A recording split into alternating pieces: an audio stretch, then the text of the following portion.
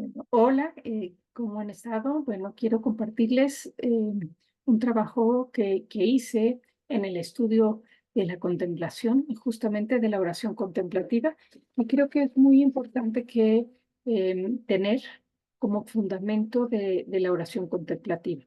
Para mí y fue muy importante a través del estudio de la teología, a través del estudio de los grandes místicos, poder llegar a esta conclusión que quiero compartirles, porque como maestros y como papás o como que queremos compartir la oración contemplativa, pues nos gusta un poquito más entender cuál es la propuesta de esa oración contemplativa.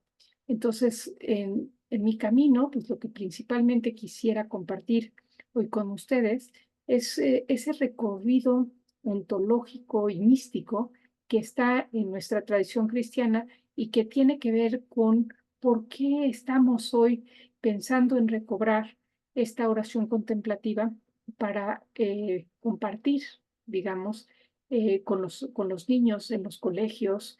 Y creo que es algo muy, muy importante, ¿no? Tener como este fundamento, ¿qué es lo que nos da la oración contemplativa? Y bueno, pues voy a compartir con ustedes, aunque en esta presentación pues podemos ver que de alguna manera estamos hablando del fundamento ontológico, el fundamento del ser humano. Es importante darnos cuenta que esto va de la mano con la encíclica del Papa León XIV, que él busca el cuidado de, de, de lo humano, de la condición humana. Entonces, bueno, pues voy a empezar un poquito por aquí. Desde esta perspectiva, bueno, les voy a compartir qué es qué es vivir desde el ser, desde ese fundamento humano. Y en el cristianismo, el fundamento humano es vivir, vivir desde el ser. El ser humano se es humano cuando se es siendo, entonces en actos concretos. Y esto pues ahorita se los voy a plantear un poquito mejor, pero para mí lo más importante es justamente lo que el Papa nos decía, la dignidad humana, recuperar esa dignidad humana, es sabernos eh, quiénes somos como seres humanos, cuál es nuestra antropología, por qué estamos aquí. Bueno, es muy importante ir caminando con el núcleo teórico de la espiritualidad, lo que hacemos con la oración y cuál es la dimensión espiritual de toda persona humana que nos lleva a hablar, cuál es su núcleo, ¿no? En la interioridad podemos ver en nuestra condición humana, podemos ver que la interioridad, la relacionalidad y el bien común están en esa ontología del ser humano, no se pueden separar. Esto lo tenemos muy marcado en el cristianismo, sin embargo, a veces lo olvidamos, como esta interioridad es muy importante. Cuando estudiamos la espiritualidad, se entiende como una dimensión del ser humano, una parte y dimensión del ser humano. ¿Qué es la espiritualidad? Pues es estudiar esa parte que tenemos el ser humano en donde se encuentra, está comprendida ese misterio de Dios que nos habita, esa relación con nosotros mismos y con los demás, con los otros y con Dios, por supuesto. Entonces, la interioridad, pues, va siendo eh, ayudar a que nosotros nos unifiquemos como seres, o sea, que unifiquemos tanto lo interior como lo exterior. Entonces, la interioridad va a ser un camino que nos va a ayudar a llevar este yo superficial a un yo verdadero. ¿Cuál sería ese yo verdadero a donde encontramos la apertura, la empatía, el descentramiento de nuestro ego? Ahorita voy a hablar un poquito más al respecto, pero este es como el fundamento, el núcleo. El ser humano es constitutivo relacional, es relacional por naturaleza. Nosotros no somos sin los demás. Actuamos y dependemos de los otros. Actuamos y dependemos, no aprendimos a hablar sin nuestros padres, sin alguien que nos transmitiera. Necesitamos una constante relación para poder ser todo el tiempo. Entonces, si no, pues con lo que nos relacionaríamos sería con lo que nos haría ser, ¿no? Entonces, esta es un llamado que tenemos los seres humanos a esta dinámica de permanecer en comunión con los demás. Esta dinámica perijorética que le llaman en la teología, que es la interrelacionalidad donde el ser humano se realiza y se completa a través del vínculo y la donación de los demás, nuestra donación y la donación de los demás. Bueno, en este horizonte, pues, ¿dónde queda la trascendencia? ¿Dónde queda Dios? Y Dios es esta fuerza de plenitud en nosotros. Ese es el Cristo interior. Es a donde la acción de Dios actúa en lo humano. Ese es el Cristo. Y ese es a donde encontramos la trascendencia. En la persona humana que se deja habitar por Dios y que permite esta relación con el Cristo interior. Entonces, esto nos orienta hacia la unidad entre los seres humanos, es saber que estamos vinculados y relacionados. Entonces, esto nos lleva a la verdad y al amor y por tanto al bien común, porque si yo estoy relacionado con los demás, me van a importar los demás van a ser parte de mí. Entonces, el ser humano vive en esta relación auténtica cuando se abre al misterio de Dios que le habita, a ese misterio, a ese Cristo interior, a esa fuerza que nos ayuda a vivir en plenitud en relación humana. Bueno, para aclarar un poco más estos puntos desde un estudio un poquito más casero, por decirlo de algo, pues tenemos que ver qué es necesario para estudiar esto, ¿no? ¿Cuál es el fundamento ontológico? El fundamento es el ser humano. ¿Quién es el ser humano? ¿Cuál es su dignidad? Eh, la interioridad y el verdadero yo, ¿no? Como ese fundamento ontológico. ¿Qué significa vivir desde un falso yo? El ser humano y su compromiso con, con los demás, con la empatía, con el cuidado, con el otro. ¿Cómo se traduce esto en la contemplación y en nuestra acción en la historia? Y esto es lo que quiero compartirles hoy con todo esto, que suena un poco catedrático o teológico, pero aquí lo voy a ir explicando. Entonces, la identidad humana no se define por las categorías psicológicas, sociológicas o morales, sino por la estructura ontológica profunda. ¿Qué quiere decir esto? Que el ser humano está llamado a hacer comunión con los demás y esta comunión se realiza en la interioridad contemplativa. Desde esta perspectiva, la meditación o la oración de silencio o la interiorización no es una práctica añadida a la existencia, sino una expresión más auténtica del ser. ¿Qué quiere decir? ¿Qué hacemos en esa oración? ¿Hacia dónde nos lleva esa oración, esa interiorización?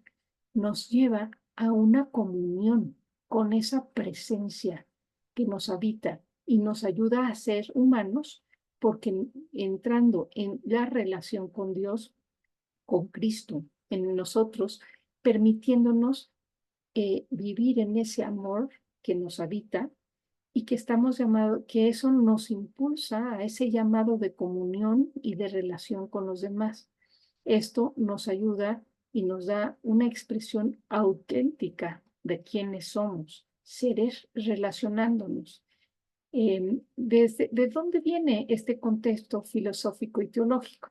Bueno, el pensamiento está profundamente influido, este pensamiento ontológico tiene que ver con San Agustín, por ejemplo, con Santo Tomás, con San Juan de la Cruz o con cualquier tradición monástica mística. Cualquiera de los místicos y místicas de las diferentes tradiciones, principalmente para nosotros desde el cristianismo, podemos ver en su mística este ser humano que no se comprende sin Dios, sin la trascendencia, sin el misterio. Esto nos da una visión muy importante contemporánea, que nos tenemos que ver que es una ontología encarnada. ¿Qué quiere decir esto? Que el ser humano tiene que vivir relacionado con Dios y ser humano es ser imagen de Dios, de ese misterio. no solo por su relacionalidad, no nada más porque nos relacionamos, soy imagen de Dios, sino por su capacidad de comunión. Y la Trinidad es la relación perfecta. Entonces nosotros somos seres en relación también. Entonces es importante, el fundamento que tiene es vivir desde el verdadero yo. ¿Quién soy yo? ¿No? Y esto también es algo que va implicando en nuestro ser, ¿no? ¿Quiénes somos? Si somos comunión, si somos seres en relación, si somos imagen de la Trinidad, de ese vínculo amoroso, relacional por excelencia que es la Trinidad, entonces, ¿quién soy yo? Entonces, ¿cuál es mi verdadero yo? Para poder distinguir en cuál es un falso yo, es esa identidad construida desde el ego, desde la apariencia, desde sentirme separado, desde mi individualidad, a donde estoy separado de los demás. Y el verdadero yo es el que está escondido en Dios, el fundamento ontológico del ser, que quiere decir el lugar a donde Dios habita en nosotros. Este es el problema humano, ¿no? Recordarnos que vivir, dejar de vivir en ese falso yo y llevarnos a vivir desde quienes somos, en unidad con ese ser, con Dios, con ese ser que nos habita. Y este verdadero yo es la construcción, no es lo psicológico, no son mis pensamientos, sino es la participación de lo divino, de ese misterio de Dios en nosotros. Entonces aquí se revela pues que hay una participación en el ser humano que posee también y que recibe y que le deja participar a Dios en su historia. Entonces, esto es como muy importante. Bueno, todo esto es como un poquito el fundamento teológico que está atrás de la práctica contemplativa. La interioridad es un lugar ontológico, o sea, es un lugar que tiene la persona, es el lugar donde el ser humano se descubre a sí mismo, donde entra en relación con Dios, con la trascendencia, con la verdad, ¿no? Y su identidad más profunda es la presencia de Dios, es ese misterio o verdad que es fundamento de nosotros. Entonces, la contemplación es un acto ontológico, antropológico, un acto que nos demuestra quiénes somos, es entrar en la verdad de nuestro propio ser, quién soy. No se trata de huir del mundo, sino de habitar desde esa verdad que somos. Entonces, quiere decir ponernos los anteojos de la realidad de lo que nosotros somos. ¿Ok? Bueno, vivir desde el ser quiere decir vivir desde ese lugar donde somos los que estamos llamados a ser. El ser humano alcanza su plenitud cuando entra en esa relación consigo mismo y con Dios. Entonces necesita el camino de la interioridad para llegar a esto. Vive en esa conciencia de quién es, de ese origen, vivir desde ahí. Entonces, recordarnos que Dios nos habita es recordarnos para vivir desde ahí, que tenemos esa dependencia amorosa, que estar con Cristo, estar en esa relación por excelencia, permite vivir que seamos hombres más plenos, hombres y mujeres más plenos. Entonces, la dimensión, la meditación o la oración del corazón, la oración del silencio, la contemplación, esta interiorización no solo es un acto que hacemos, es un modo de ser y de vivir, y vivir con un cambio de conciencia. El cambio de conciencia es vivir dándonos cuenta que no estamos solos, que somos relación, pero que principalmente somos relación amorosa, que estamos a imagen y semejanza de Dios para vivir el vínculo perfecto de relación en el amor. El ser humano es verdaderamente él mismo cuando su exigencia se convierte en relación viva con ese misterio. Cuando nos relacionamos con Dios, cuando hay un vínculo de la relación con esa relación de excelencia que es la Trinidad. Entonces, en este mismo camino hay una transformación ética, el cuidado, la empatía, la compasión, etcétera. una responsabilidad histórica porque permitimos participar a Dios en nuestra historia y una apertura política desde la compasión, porque nos ayuda a mirar a los otros y a las otras en en esa totalidad, como parte de nosotros, como parte del vínculo en el que somos y estamos hechos. Entonces, aquí hay una dimensión ética y política en que es muy importante mirar. No quiere decir que la interioridad me va a separar de los demás, ni me lleva a olvidar mi compromiso por los demás, sino me tiene que ni, ni mejorar mi individualidad, sino hay un compromiso de comunión, comunión con Dios y con los demás.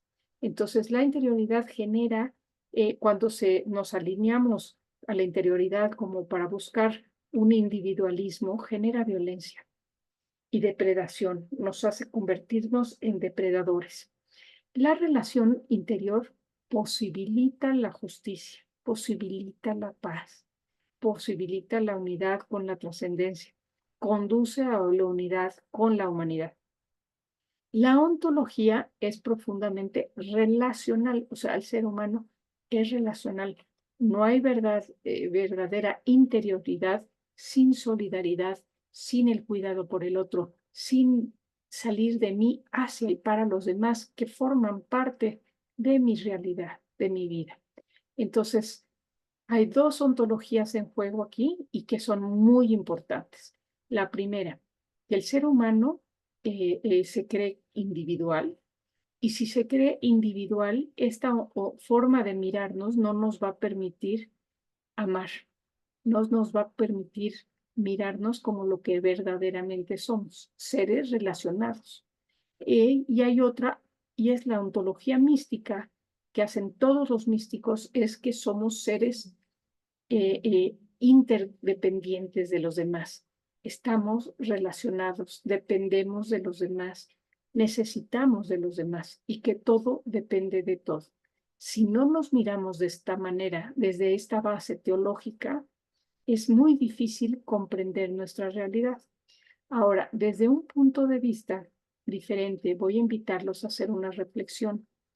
Y esta reflexión es cuando nos miramos como tradición religiosa. Vemos, toda tradición religiosa tiene 4 maneras de mirarse. Todas las tradiciones, no solo el cristianismo, a donde estamos convencidos, pero también hay miedo, pero también hay duda, o creemos obtener una verdad absoluta. La fe de todos los seres humanos está siempre comprendida entre la duda y la convicción. ¿Qué quiere decir esto? Que no podemos saber completamente quién es Dios, porque la totalidad de Dios no se puede contener en el pensamiento humano. Como le decía San Agustín, o sea, no podemos meter toda la arena de la playa en una cubeta, por más que queramos. Entonces siempre va a haber cosas del misterio que nos generen duda, que nos generen, pero sin embargo hay una convicción porque tenemos cosas que nos generan certeza. Es bien importante tener presente este pensamiento cuando estamos educando en la fe, porque la fe no da verdades absolutas. Cuando creemos dar verdades absolutas, creamos fundamentalismos o también verdades absolutas con miedo. Manipulamos que si el infierno, que si la vida, que si no sé qué. Esta es una manipulación religiosa. Ahí no se encuentra la fe. La fe es cuando tenemos ciertas certezas que nos ayudan a vivir nuestra propio camino interior, a donde reconocemos esas experiencias, pero no podemos darle totalidades. No podemos decir esto es total, ¿no? Pero desde ahí estamos convencidos de que hay algo que nos mueve. Esa es la sabiduría de la experiencia de fe, que hay algo que nos mueve, aunque no podamos decir la totalidad. Bueno, ¿por qué somos, de alguna manera, el ser humano siempre es religioso? Porque se está preguntando quién es, dónde estoy, qué soy, ¿Cómo debo de vivir? ¿Por qué soy? Esas son las preguntas existenciales que existen en cualquier religión y que nosotros nos hacemos todos los días. El joven, cuando está tratando de preguntarse quién es, aquí algo muy importante que tenemos nosotros como educadores es comprender que estamos interrelacionados, que somos relación, que esa relación no está sola, sino que también forma parte ese Dios que habita en nosotros y que con ese Dios podemos darle plenitud a nuestra vida. Entonces, ¿dónde estoy? ¿Qué estoy haciendo? Todas estas preguntas van relacionadas con mi sentido de vida, con mi sentido humano. Entonces, el ser humano tiene dos dimensiones, una dimensión natural, material, y otra dimensión que es la dimensión espiritual, la dimensión que nos hace personas. Es la dimensión a donde entran las relaciones, la amistad, el amor hacia el otro. Eso no se ve en mi materialidad y sin embargo forma parte de mi humanidad. Entonces, el individualismo, que es a donde vemos nuestra materialidad, nuestro cuerpo, pues ahí es a donde recibimos, digamos, toda nuestra identidad personal pero también ahí tenemos todo lo que no dura, lo que se muere cuando se muere la persona, ¿no? Y ahí está también el falso yo, ahí está a donde construimos el ego. Es importante reflexionar en esto porque la verdadera persona humana, el individuo, tiene que trascenderse utilizando su dimensión espiritual, que es lo que lo hace ser persona. Entonces, todo ser humano, para ser persona, requiere de aquello que no se ve, pero que forma parte de mí y que es, por ejemplo, el amor que puedo dar, el cuidado, la empatía por el otro, eh, y todo lo que permanece aunque yo me muera. Entonces, ese es mi verdadero yo. Eso es lo que me hace humano, a donde está la calidad de mi relación con los demás. Entonces, hay cosas que perduran en mí y que trascienden aunque yo me muera. El amor de mi padre a mí, que murió hace ya 38 años, no ha dejado de existir en mí. Esa relación que tuvo conmigo es algo que permanece y que no muere. Entonces, el ser humano tiene estas dos dimensiones, una materialidad con su cuerpo, pero hay una que perdura y hay una que se trabaja en la espiritualidad y que es esa persona, que es el lugar a donde ponemos el vínculo de nuestras relaciones. Esto lo podemos entender también con este ejemplo que les pongo a mis alumnos. Si nos encontramos el cerebro de Einstein en el piso, pues es una masa de carne, o sea, no sirve para nada. Para que ese cerebro tenga valor, pues tiene que estar activo y vivo y estar interrelacionándose todas las neuronas unas con otras entre sí. El ser humano somos lo mismo. Nuestra materialidad sola no tiene ningún sentido si no está viva y activa. Está siendo humana, está relacionándose, está activándose entre la relación entre todos los seres humanos. Es un devenir, estamos sucediendo en esos actos concretos de relación. Ahí es a donde el ser humano tiene ese valor humano y a donde entra esa ontología que les decía yo, que le llamo ontológico o antropológico. Es nuestra otra dimensión, es nuestra espiritualidad, es eso que no se ve, pero que está activo y vivo, como aquí lo vemos, ¿no? Bueno, el ser humano tiene un propósito, un lugar hacia donde apuntar, y que eso es parte de nuestras preguntas existenciales, ¿hacia dónde voy? ¿Cuál es mi propósito? ¿No? Y bueno, pues es la plenitud humana. Mi propósito es ser humano, ser la mejor versión de mí mismo con mi humanidad. Esta dirección a la que voy a apuntar me va ayudando verlo que ir caminando con mi ego me hace ser narcisista y tener menor relación o ir caminando hasta el narcisismo donde no hay relaciones. El otro lado sería potenciar mi humanidad, la calidad de mis relaciones conmigo mismo y con los demás, a donde mi ego se va disminuyendo. y me hace ser mejor ser humano. Entonces, por tanto, el camino de la espiritualidad es un camino de libertad de lo egoico. ¿De qué sería todo esto? Libertad de todo lo que me condiciona para actuar. A veces me condiciona la fama, el poder, la riqueza,